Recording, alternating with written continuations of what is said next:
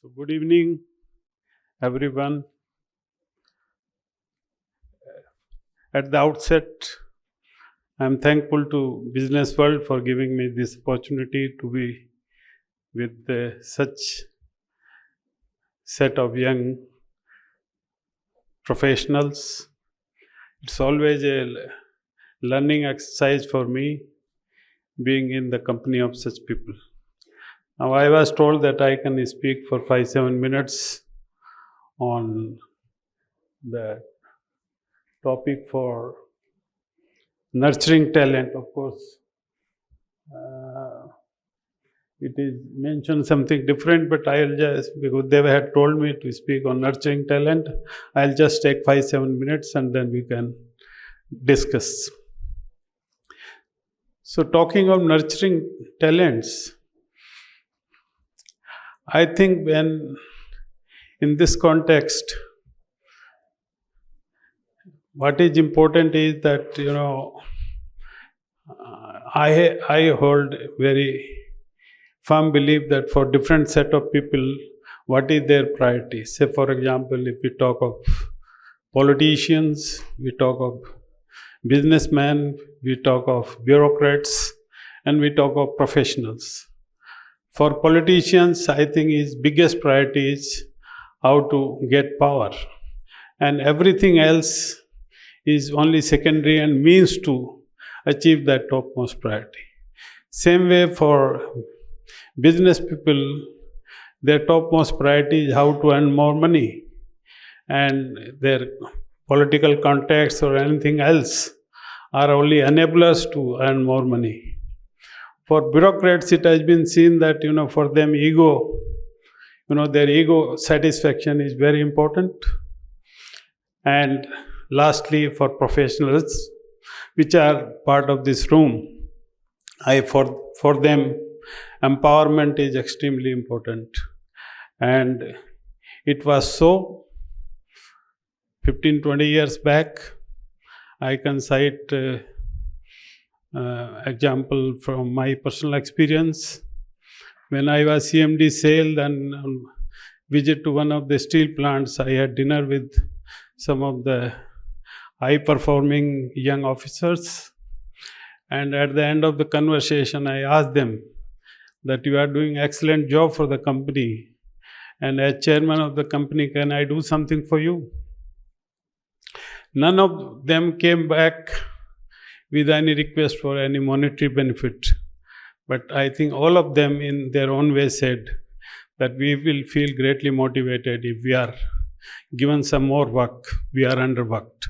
So what was true, at that time, 15-20 years back, I think is still true in a greater sense.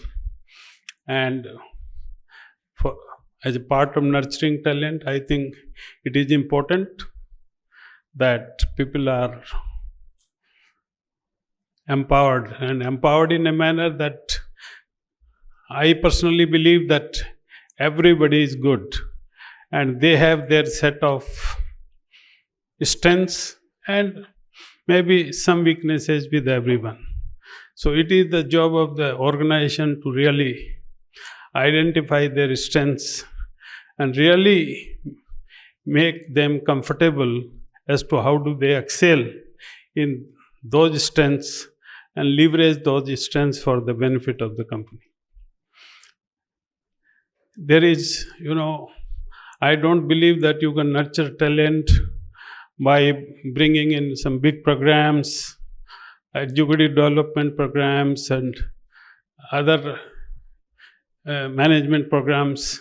Best thing is that you be simple, you be honest to yourself and to the person whom you want to nurture. Basically, people are very intelligent. They watch everything.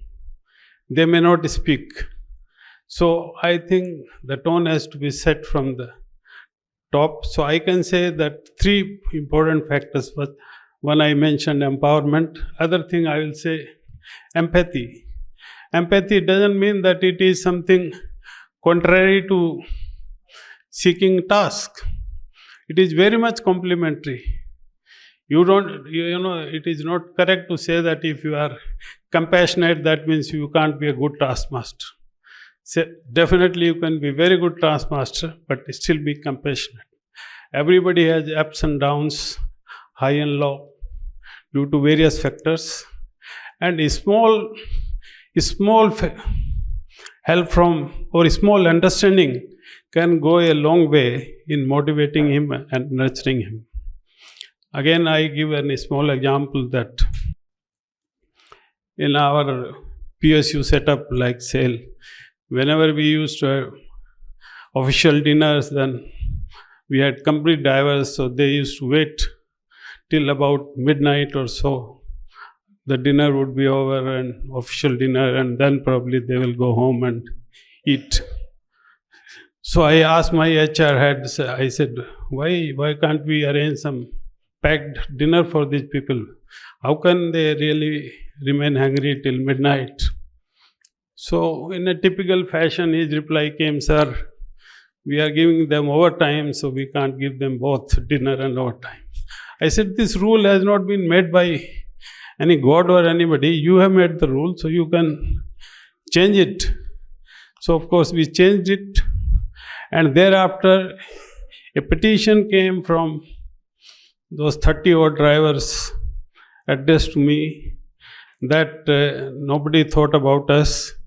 We are so overwhelmed that something has been thought about us, and we are prepared to work 24 hours for the company without any monetary compensation.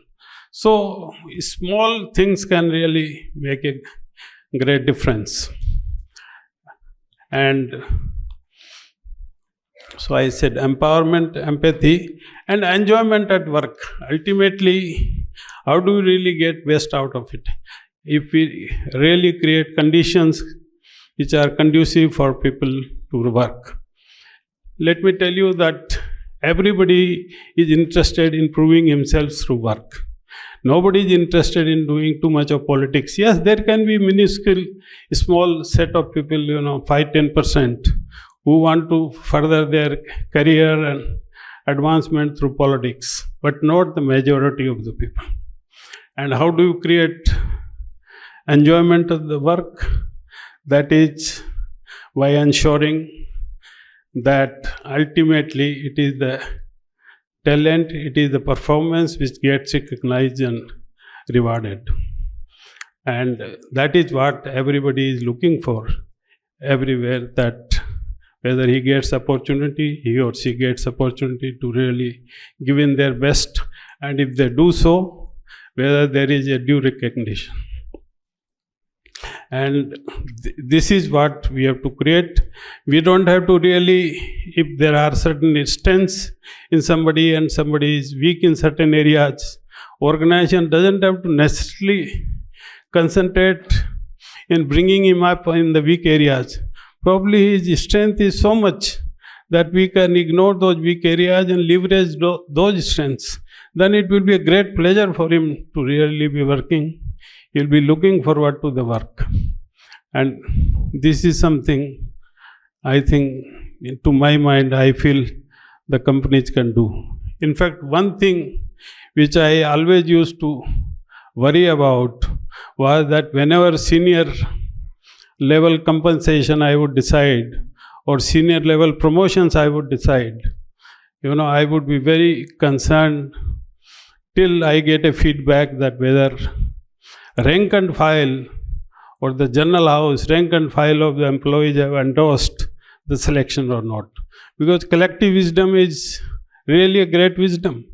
And out of 50 probables, if you have picked up 10, then if the rank and file says that yes, if only 10 were to be picked up out of 50, then these 10 deserved.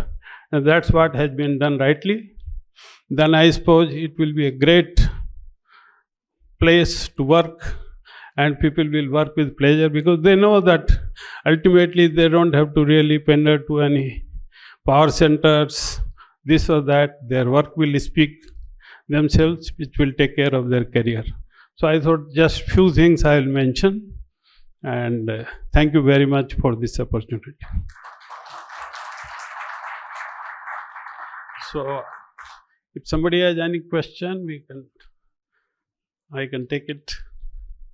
Please.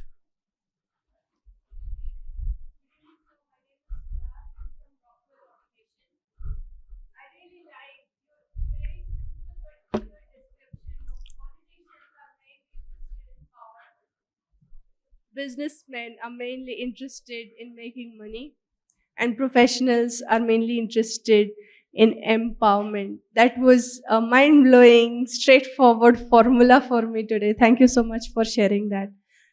My question for you is, while you make it sound so simple to get employees to love the work that they do, a lot of organizations struggle to get employees to put in discretionary effort. What is your guidance on this? I think communication is extremely important. As I said that I very firmly believe that most of the people want to really prove themselves through their work. It's a question of if organizations are struggling with some of the employees, then probably there is a communication gap, and you have probably a single set of communication will not work with everybody. Such employees you have to identify separately and have to communicate with them separately. As I said that right people in right job, you can really transform things the way things are happening. So maybe he's a right man but in wrong job. So if you can really reposition him in the job where he can do much better, then I think organization will find it much easier to deal with such people.